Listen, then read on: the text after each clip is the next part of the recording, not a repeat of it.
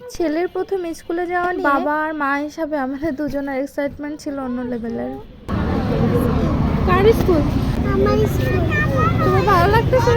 1.5 ঘন্টার স্কুল, আর আমি বাবার জন্য তার ভিতরে টিফিনও রেডি করে দিয়েছিলাম।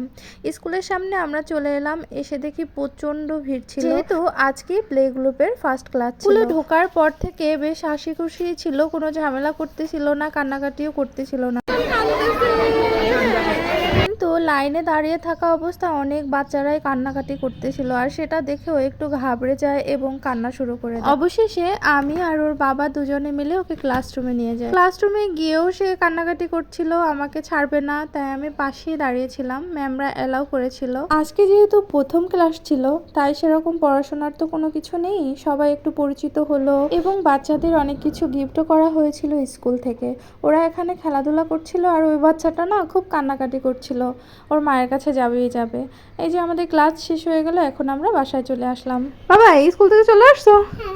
কিরকম লাগলো স্কুল? ভালো লাগছে। ভালো লাগছে? তুমি কি কান্না করছো? হ্যাঁ। কেন কেন? আমার জন্য? আমার জন্য কেউ কান্না করে? কালকে থেকে আর কান্না করবা? কালকে তো বিট থাকবে। হ্যাঁ, তা কান্না করবো নাকি?